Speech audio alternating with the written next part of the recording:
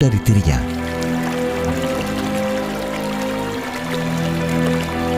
Akan tetapi, bawang putih tidak menyadari bahwa sehelai kain milik ibu tirinya telah hanyut terbawa arus sungai. Ketika bawang putih menyadarinya, ia sangat sedih dan takut bila diketahui hilangnya kain itu. Maka ia akan dimarahi dan disalahkan oleh ibu tirinya. Bukan mustahil bawang putih akan dihukum bahkan diusir dari rumahnya. Khawatir kehilangan kain itu, bawang putih dengan gigih dan tekun tetap mencarinya sambil berjalan menyusuri sepanjang sungai yang berarus deras. Setiap kali bertemu seseorang di sungai itu, ia selalu menanyakan apakah mereka melihat kain itu. Sayang sekali, tidak seorang pun yang melihat di mana kain hanyut itu berada. Hingga pada akhirnya, bawang putih tiba di bagian sungai yang mengalir ke dalam gua. Ia sangat terkejut ketika mengetahui ada seorang nenek tua yang tinggal di dalam gua tersebut. Bawang putih menanyai nenek tua itu mengenai keberadaan kain ibu tirinya. Ternyata nenek tua itu mengetahui di mana kain itu berada. Akan tetapi, ia mengajukan syarat bahwa bawang putih harus membantu pekerjaan sang nenek tua. Karena telah terbiasa bekerja keras, dengan senang hati bawang putih menyanggupi untuk membantu sang nenek merapihkan dan membersihkan gua tersebut. Nenek tua itu sangat puas dengan hasil pekerjaan bawang putih. Pada sore harinya, bawang putih berpamitan kepada sang nenek. Sang nenek itu kemudian mengembalikan kain milik ibu tiri bawang putih yang hanyut di sungai, seraya menawarkan kepada bawang putih 2 buah labu sebagai hadiah atas pekerjaannya. 2 buah labu itu berbeda ukuran, satu besar dan yang lainnya kecil. Karena bawang putih tidak serakah dan tamak, ia memilih labu yang lebih kecil. Ketika kembali ke rumah, sang ibu tiri dan saudari tirinya amat marah karena bawang putih terlambat pulang. Dari mana saja kau bawang putih? Kamu sudah berani melawan ya? Hah? Ampun, Bu. Ampun. Aku tadi. Alah, cukup bawang putih. Kami tidak butuh alasanmu. Bawang putih pun menceritakan apa yang telah terjadi.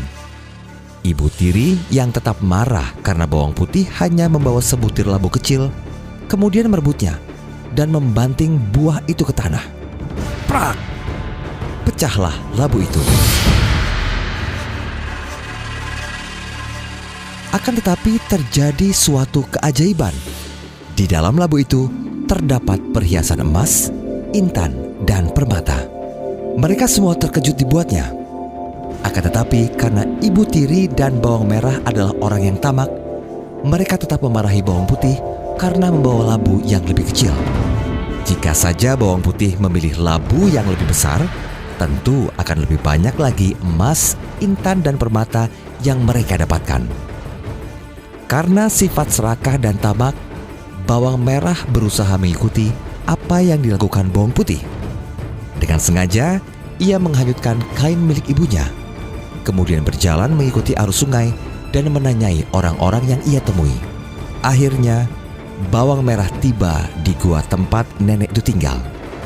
Tidak seperti bawang putih, bawang merah yang malas menolak membantu nenek itu. Ia bahkan dengan sombongnya memerintahkan nenek tua itu untuk menyerahkan labu besar itu. Maka, nenek tua itu pun memberikan labu besar kepada bawang merah. Dengan riang dan gembira, bawang merah membawa pulang labu besar pemberian nenek tua itu. Telah terbayang dalam benaknya betapa banyak perhiasan intan dan permata yang akan ia miliki. Sang ibu tiri dengan gembira menyambut kepulangan putri kesayangannya itu.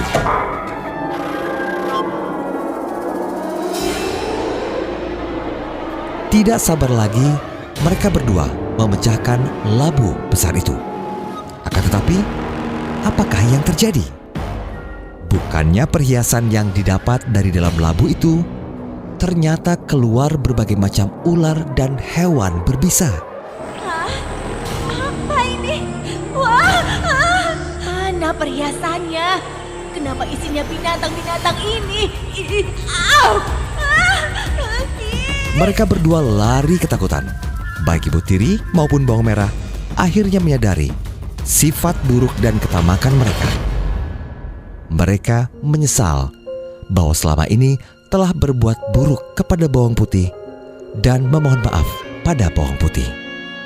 Bawang Putih yang baik hati pun memaafkan mereka berdua.